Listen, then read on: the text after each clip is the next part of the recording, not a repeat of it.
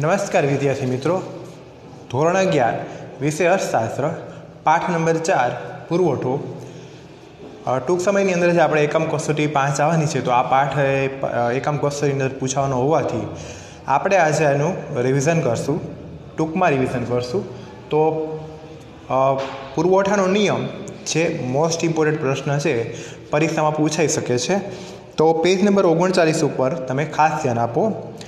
પુરવઠાનો નિયમ: માંગની જેમ પુરવઠાને પણ ચોક્કસ કિંમત અને ચોક્કસ સમયગાળા સાથે સંબંધ છે.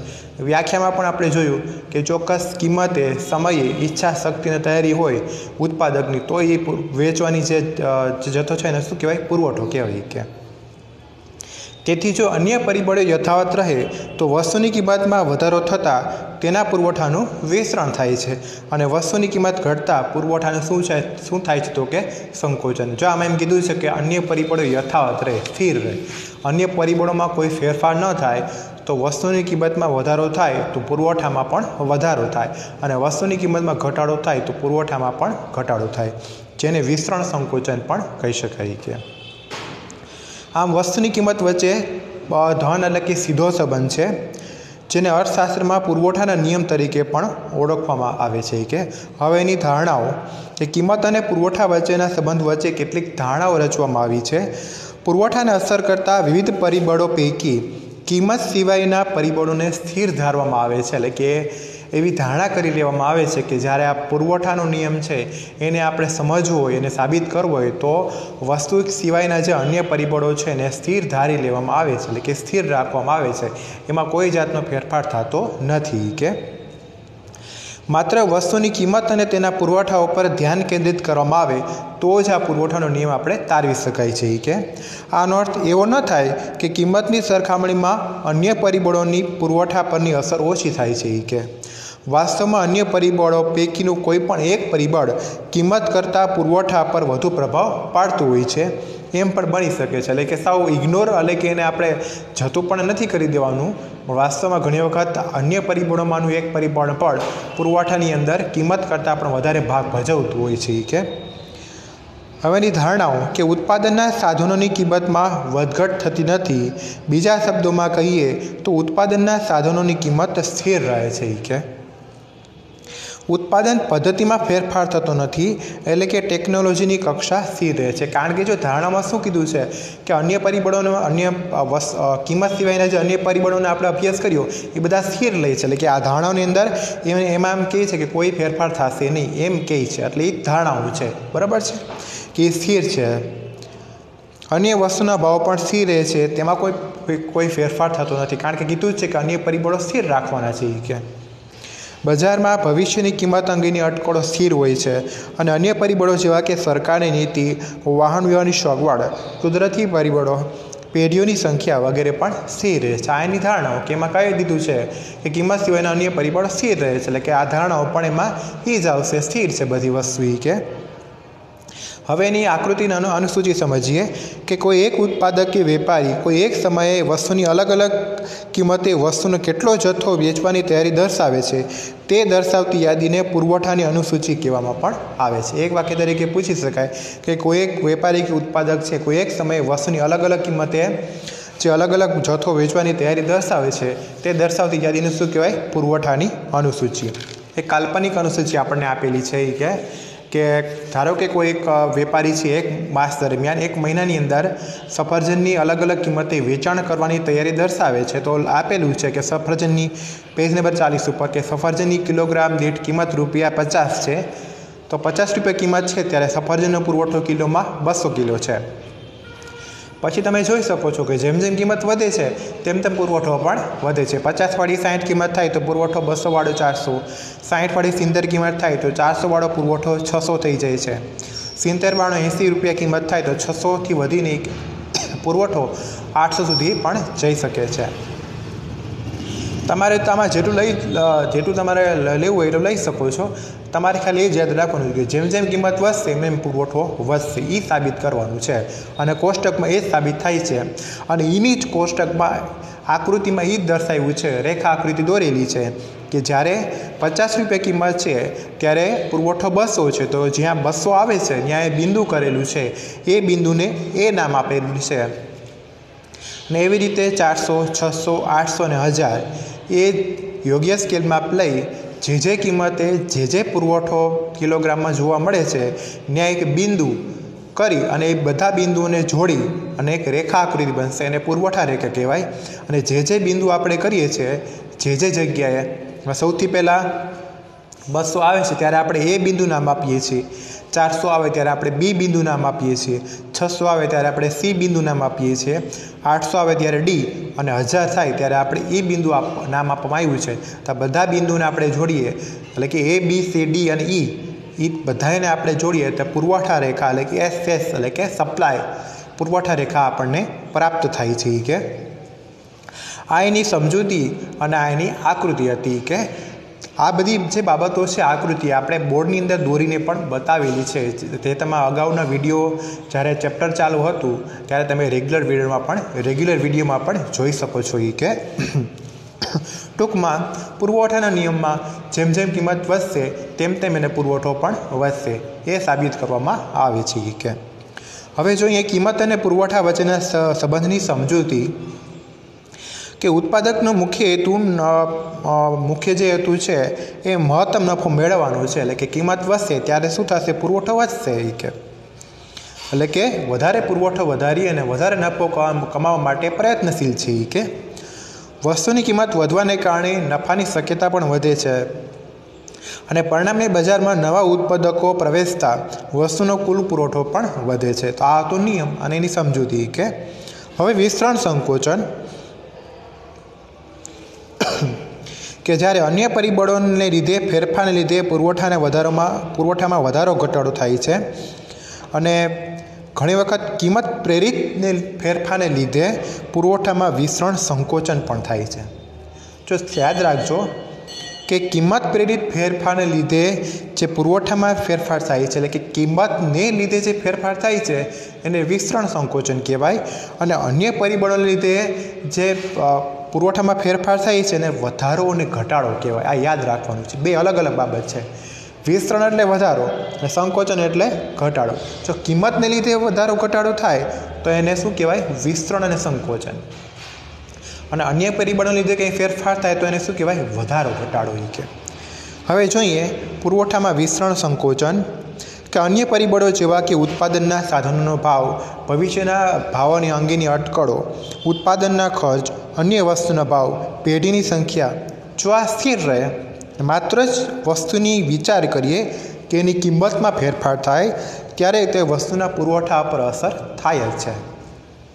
એટલે કે અન્ય પરિબળો છે એને આપણે સ્થિર ધારી લઈએ અને વસ્તુની કિંમત છે એને આપણે ધ્યાનમાં લઈએ કે વસ્તુની કિંમતમાં ફેરફાર થાય છે તો પુરવઠામાં ચોક્કસ ફેરફાર થશે। કે એટલે કે વસ્તુની કિંમત વધતા પુરવઠામાં વિસ્તરણ થાય છે, વૃદ્ધિ થાય છે અને વસ્તુની કિંમત ઘટતા પુરવઠામાં પણ શું થાય તો કે ઓછો થાય છે, ઘટે છે, અને કહેવાય સંકોચન। કે આકૃતિ આપેલી છે એમાં એઝ ઇટ ઇઝ આપણે પુરવઠાના નિયમ તરીકે જ આપણે વિચારવાનું છે। પેજ નંબર 41 ઉપર કે તમે જોઈ શકો છો કે 50, 60, 70, 80 અને 90 એ સફરજનની કિલોગ્રામ દીઠ કિંમત આપેલી છે। જેમ કિંમત વધે છે એમ પુરવઠો પણ 200, 400, 600, 800, 1000 એ વધતો જાય છે। કિંમત ઘટશે તો પુરવઠો પણ ઘટી જાય છે। એની આકૃતિમાં સમજાયું છે કે જ્યારે વસ્તુની કિંમત 70 હતી, તમારે જોવાનું કે 70 છે ત્યારે 600 કિલોગ્રામ પુરવઠો છે, ત્યારે એ બિંદુએ સમતુલા હતી અને પુરવઠો પણ કેટલો હતો? 600 હતો। 70થી જ્યારે કિંમત વધીને 90 થાય છે ત્યારે શું થાય છે કે પુરવઠાનું વિસ્તરણ સી બિંદુએ વિસ્તરણ થાય છે, એટલે કે પુરવઠા વધે છે કારણ કે કિંમત વધી છે। પણ એનાથી આપણે ઉલટું વિચારીએ કે જ્યારે એ બિંદુ છે ત્યારે 600 કિલોગ્રામ પુરવઠો છે અને કિંમત 70 રૂપિયા છે, એનાથી આપણે ઘટીએ એટલે કે કિંમત ઘટે છે અને 50 રૂપિયા થાય છે ત્યારે પુરવઠો પણ ઘટીને 200 થઈ જાય છે। એટલે કે એ શું થાય છે? પુરવઠાનું સંકોચન, એટલે કે પુરવઠો ઘટે છે। એટલે 70થી ઘટીને 50 કિંમત થાય તો વસ્તુનો પુરવઠો પણ 600 કિલોગ્રામથી ઘટીને 200 થાય અને 70થી વધીને કિંમત 90 થાય તો પુરવઠો પણ 600થી વધીને 1000 થાય છે। કે આ હતું વિસ્તરણ સંકોચન। હવે વધારો ઘટાડો જોઈએ। આમાં એક યાદ રાખવાનું છે કે કે કિંમત સિવાયના અન્ય પરિબળો છે એમાંનું કોઈ એક પરિબળ અથવા એક કરતાં વધારે પરિબળ એમાં કંઈ ફેરફાર થાય તો વસ્તુના પુરવઠામાં વધારો ઘટાડો થાય છે. આમાં શું હતું? અન્ય પરિબળો સ્થિર રહે અને વસ્તુની કિંમતમાં ફેરફાર થાય તો વિતરણ સંકોચન. આમાં શું છે? કિંમત સિવાયના અન્ય પરિબળોમાં કોઈ એક પરિબળ અથવા એક કરતાં વધારે પરિબળમાં ફેરફાર થાય તો વધારો ઘટાડો થાય છે. એ કે જો ઉત્પાદનના સાધનોનો ભાવ ઘટે, ઉત્પાદન ખર્ચ ઘટે, પેઢીઓની સંખ્યા છે એમાં ફેરફાર થાય, ભવિષ્યના ભાવ અંગેની અટકળો છે એમાં કંઈ ફેરફાર થાય, તો આવા સંજોગોમાં કિંમત ફેરફાર નથી થતી તો પણ અન્ય પુરવઠામાં વધારો કે ઘટાડો જોવા મળે છે, કારણ કે અન્ય પરિબળોમાં ફેરફાર થયો છે એટલા માટે. કે આ એક યાદ રાખવાનું છે. આ સંજોગોમાં મૂળ પુરવઠા રેખા પોતાના સ્થાનેથી જમણી તરફ સ્થાન બદલે તેને પુરવઠામાં વધારો કહેવાય. એટલે કે પોતાનું જે સ્થાન છે એમાં જમણી બાજુ ખસે એને કહેવાય પુરવઠામાં વધારો, અને ડાબી બાજુ ખસે એને કહેવાય પુરવઠામાં ઘટાડો. કે આનાથી વિરુદ્ધ આપણે જોઈએ કે ઉત્પાદનની સાધનોની કિંમત વધે, ઉત્પાદન ખર્ચ વધે, વસ્તુના ભાવ વધે, સરકારની નીતિ પુરવઠો ઘટાડવાની દિશામાં હોય તેવી માન્યતા ફેલાય ઉત્પાદકોમાં, તો વસ્તુની કિંમતમાં ફેરફાર નથી થતો ને છતાં પુરવઠામાં ઘટાડો થાય છે, કારણ કે કિંમત વધી છે, ખર્ચ વધી ગયો, પુરવઠો સરકારે ઘટાડી નાખ્યો, એટલે શું થશે? પુરવઠામાં પણ ઘટાડો થશે અને એની હિસાબે એ પુરવઠો છે ડાબી તરફ સ્થાન ગ્રહણ કરશે, ખસશે, એટલે પુરવઠામાં શું થશે? ઘટાડો થશે. એ કે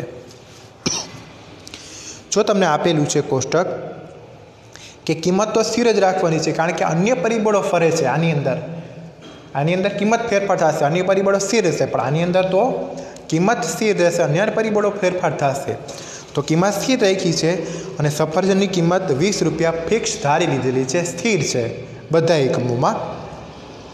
જ્યારે પુરવઠો વધે છે 100 વાળો 200, 200 વાળો 300, 300 વાળો 400, 400 વાળો 500, અને એ વસ્તુને રેખા આકૃતિમાં દર્શાવેલું છે. એ કે એ રેખા આકૃતિની અંદર જ્યારે એ બિંદુ છે ત્યારે જે પ્રાઇસ છે એ તો એને 20 જ છે, પણ પુરવઠો શું છે? એનો 300 છે. પુરવઠો શું છે? તો કે 300 છે. જ્યારે 300માંથી 400 પુરવઠો થાય છે ત્યારે કિંમત તો સ્થિર છે, પણ અન્ય પરિબળો ફરે છે, એટલે એ બિંદુઓથી સી બિંદુઓ તરફ, એટલે કે જમણી બાજુ ખસે છે, એટલે શું થયો? પુરવઠો વધ્યો.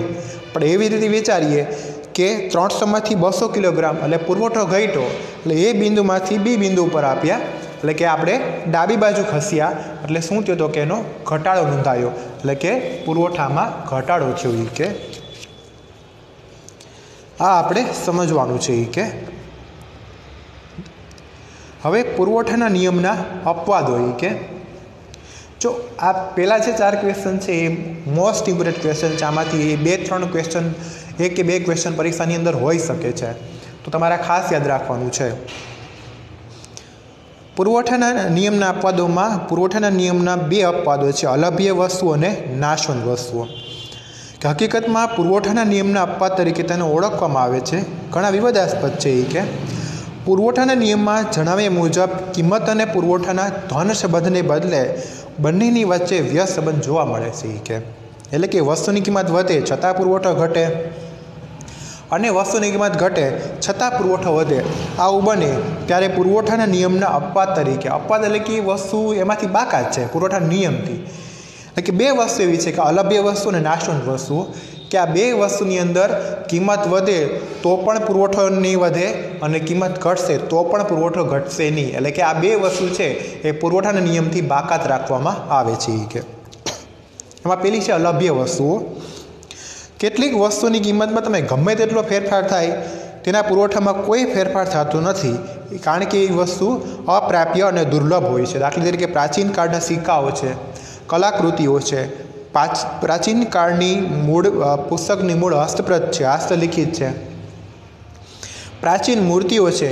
તમે એ વસ્તુની કિંમત વધવા છતાં પણ એ વસ્તુમાં પુરવઠામાં ફેરફાર કરવો અશક્ય છે, એટલે કે શક્ય નથી, કારણ કે હવે એનું કંઈ ઉત્પાદન થવાનું જ નથી, કે એ કારણ કે અલભ્ય વસ્તુ હતી, કે તો એનો પુરવઠો આપણે વધારી શકશું નહીં. તો આ વસ્તુની અંદર પુરવઠાનો નિયમ લાગુ પડશે નહીં, એટલે કે અપવાદ છે. કે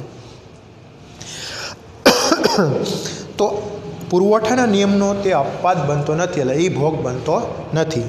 અને બીજી છે નાશવંત વસ્તુઓ. નાશવંત વસ્તુઓ એટલે કે શું કે તેનો ઉપયોગ કરતાં તે નાશ પામી જાય. કે દાખલા તરીકે દૂધ અને દૂધની બનાવટો, લીલા શાકભાજી, માંસ, ઈંડા, માછલી, પાકા ફળ, ફૂલ વગેરે તે નાશવંત વસ્તુઓ છે કે આવી વસ્તુને કદાચ ભાવ ઘટી જાય ને તો પણ તે વસ્તુનો પુરવઠો ઘટતો નથી, કારણ કે એ વસ્તુ જોઈશે એટલે જોઈશે જ. આપણને વસ્તુ દરરોજ આપણે રેગ્યુલર નિયમિત ઉપયોગ કરતા હોય એની વસ્તુ આપણે જોઈએ તો એ જોઈએ જ વસ્તુ છે, કારણ કે એનો સંગ્રહ ન થાય. નાશવંત વસ્તુ છે એ આપણે ફરજિયાત અમુક વસ્તુ આપણે જોતી હોય, નાશવંત વસ્તુ છે એની કિંમત ઘટે તો આપણે કંઈ સ્ટોક નથી કરી રાખવાના અથવા આપણે સંગ્રહ કરી નથી રાખવાના. તો એ આપણા માટે શું છે તો કે એ નાશવંત વસ્તુ છે, કારણ કે બગડી જાય એટલે એના માટે પુરવઠાનો નિયમ એ અપવાદ બનતો નથી. કે કારણ કે આવી વસ્તુનો સંગ્રહ અશક્ય છે, કારણ કે નાશવંત છે, બગડી જશે. એટલે કે વસ્તુનો ભાવ ઘટે કે વધે તો પણ પુરવઠામાં કંઈ ફેરફાર થાય નહીં, કારણ કે એ બગડી જાય એવી વસ્તુ છે, નાશવંત વસ્તુ છે. કે હવે જો એ બજારમાં વસ્તુની કિંમતનું નિર્ધારણ, એટલે કે બજારની અંદર વસ્તુની કિંમત કઈ રીતે નક્કી કરવામાં આવે છે. કે કિંમત નિર્ધારણ એટલે શું કે કિંમત નિર્ધારણ એટલે કે બજારમાં માંગ થતી અને વેચાતી વસ્તુ કે સેવાની કિંમતો કેવી રીતે નક્કી થતી હશે તેની સમજૂતી. આ યાદ રાખવાનું. કિંમત નિર્ધારણ એટલે કે બજારમાં માંગ થતી અને વેચાતી વસ્તુ કે સેવાની કિંમતો કઈ રીતે નક્કી થતી હશે એની સમજૂતીને શું કહેવાય? કિંમત નિર્ધારણ.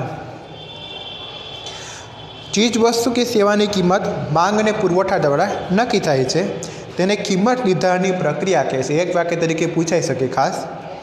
પૌર્ણરીફાઈની સ્થિતિને ધ્યાનમાં રાખી કિંમત નિર્ધારણની પ્રક્રિયા આપણે સમજીએ કે વસ્તુની માંગ, પુરવઠો અને તેની આંતરક્રિયા કેવી રીતે વસ્તુની કિંમત નક્કી કરે છે તે આકૃતિની મદદથી આપણે સમજી શકાય. કે દરેક અર્થતંત્રમાં અછતની સમસ્યા તો હોય જ છે. કે અને વસ્તુઓના ઉત્પાદનમાં વપરાતા સાધનોની અછત હોવાથી અને તે વૈકલ્પિક ઉપયોગ ધરાવતા હોવાથી આપણે પસંદગી કરવી પડે છે, કારણ કે આપણી પાસે ઉપલબ્ધ સાધનો ઓછા છે અને આપણી જરૂરિયાતો કેવી છે? એકદમ વધારે છે.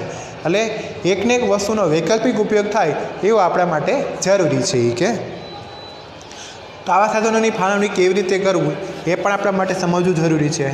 બજારમાં આપણને એમ લાગે કે કિંમત ઉત્પાદકો દ્વારા નક્કી થાય છે, પરંતુ પેઢીઓ ઈચ્છે તે કિંમત નક્કી કરી શકતી નથી. આપણને એવું લાગે કે ઉત્પાદક જે કિંમત નક્કી કરે છે, પરંતુ ખરેખર પેઢીઓ ઈચ્છે તે કિંમત નક્કી કરી શકતી નથી, કારણ કે તે નક્કી કરેલી કિંમતે તેઓ ઈચ્છે તેટલું વેચાણ નથી કરી શકતી. કે એટલે કે વર્તમાન કિંમતે વસ્તુ કેટલા જથ્થામાં ખરીદવી તે ગ્રાહકો તેમની માંગ દ્વારા નક્કી કરે છે. ખાલી પેઢીઓ ખુદ એમ કે હું નક્કી કરું તો એ શક્ય નથી. કે હું કામ રૂપિયા લેવાય તો એ એના માટે શક્ય નથી. કે આ માંગ અને પુરવઠો સંયુક્તપણે વસ્તુની કિંમત નક્કી કરે છે. ન તો એટલી માંગ, ન તો એટલો પુરવઠો, આ બંને જે છે એ સંયુક્તપણે વસ્તુની કિંમત નક્કી કરે છે. કે માર્શલે સરસ ઉદાહરણ આપેલું છે કે માર્શલે કાતરના 2 પાનાના દ્રષ્ટાંત આપ્યા છે કે કાતરનું ઉપલું, જ્યારે આપણે કાતર છે એનો ઉપયોગ કરીએ તો કાતરનું ઉપલું કે નીચલું પાનું સ્વતંત્ર રીતે કાપવાનું કાર્ય નથી કરતું. એવું બને કે ઉપલું પાનું કાર્ય કાપવાનું કાર્ય કરે તો નીચલું પાનું સ્થિર રહે છે. જ્યારે આપણે કાતરનો ઉપયોગ કરતા હોય તો એક પાનું સ્થિર હોય તો એક પાનું ચાલતું હોય કે અથવા ઓછું સક્રિય હોય. કે તો એનાથી એમ ન કહેવાય કે નીચલું પાનું આપણા માટે જરૂરી નથી. કે જ્યારે આપણે કાતર ઉપયોગ કરીએ તો નીચલું પાનું સ્થિર હોય અથવા તો ઓછું સક્રિય હોય, તેનો મતલબ એવું નથી કે નીચલા પાનાની આપણે જરૂર જ નથી. કે જે રીતે કાપવાની ક્રિયા માટે કાતરના બંને પાના જરૂરી છે, તેમ કિંમત નક્કી કરવા માટે પણ માંગ અને પુરવઠો આ બંને જરૂરી છે. કે અમુક કિંમતે બજારમાં વસ્તુની કુલ માંગ અને કુલ પુરવઠો સરખા થાય ત્યારે સમતુલા છે તેમ કહેવાય. કે અમુક કિંમતે પુરવઠો અને માંગ બંને સરખા થાય ત્યારે સમતુલા છે તેમ આપણે કહી શકીએ. કે આ સમતુલા અમુક સમયે અમુક સંજોગોમાં જ પ્રાપ્ત થાય છે. કે સમયને સંજોગો બદલાતા ફરી પાછું તેમાં ખલેલ પડે છે. કે અને આંતરક્રિયાને અંતે સમય જતાં ફરી પાછી સમતુલા સર્જાય છે. કે ફરી પાછા માંગ અને પુરવઠો કોઈ એક કિંમતે સરખા થઈ જાય. કે તો એ જ સમજવા માટે આપણને આપેલું છે કે વસ્તુની કિંમત જ્યારે માંગ અને પુરવઠાની અનુસૂચિ આપેલી છે કાલ્પનિક કે વસ્તુની કિંમત 10, 20, 30, 40 અને 50 આપેલી છે અને કિંમત વધે તો માંગ શું થાય તો કે ઘટે. તો માંગ ઘટી ગઈ, જો 1000, 800, 600, 400 અને 200. પણ પુરવઠાના નિયમમાં શું થાય, કિંમત વધે તો પુરવઠો પણ વધે. તો પુરવઠો વધે છે 200, 400, 600, 800 અને 1000. તો આમાં તમારે જોવાનું છે કે સૌથી પહેલાં તમારે શું કામ કરવાનું છે આકૃતિની અંદર, કે સૌથી પહેલાં જે માંગ આપેલું છે ને એ માંગને આપણે અલગ અલગ સ્કેલ યોગ્ય સ્કેલમાં લઈ અને જે કિંમત આપેલી છે એ કિંમતે આપણે જે એનો માંગ પુરવઠામાં આપેલી છે એને આપણે પહેલાં બિંદુઓ કરવાના છે. કે 10 રૂપિયા કિંમત છે ત્યારે માંગ 1000 છે તો 1000નું એક બિંદુ કરવાનું છે. એ રીતે 800 થાય તો 800 એક બિંદુ કરવાનું.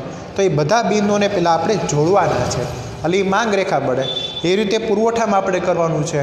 200 હોય ત્યારે એક બિંદુ કરવાનું, 400 હોય ત્યારે આપણે બિંદુ કરવાનું અને એ બિંદુ આપણે ભેગા કરીએ એટલે રેખા આકૃતિ બને, એને કહેવાય પુરવઠા રેખા. અને જ્યારે એ બે રેખાને આપણે જોડશું ત્યારે જે જગ્યાએ આપણે મિલન થાય છે એ જગ્યાને સમતુલાનું બિંદુ આપણે કહેશું. એટલે કે જ્યારે 30 રૂપિયા કિંમત છે ત્યારે પુરવઠો અને માંગ બંને 600 એટલે કે સમતુલા સર્જાય છે અને એ જગ્યાએ શું થાય તો કે પુરવઠો અને માંગ સરખા બને છે. એટલે કે એ કિંમતે પુરવઠો અને માંગ સરખા બને છે ને એ બિંદુ તરીકે આપણે બુકની અંદર દર્શાવ્યું છે. તો વિદ્યાર્થી મિત્રો, આ હતું પાઠ 4નું ટૂંકમાં રિવિઝન. આવનારી વિડીયોમાં પણ આપણે પાઠ નંબર 5નું ટૂંકમાં રિવિઝન આપણે કરીશું.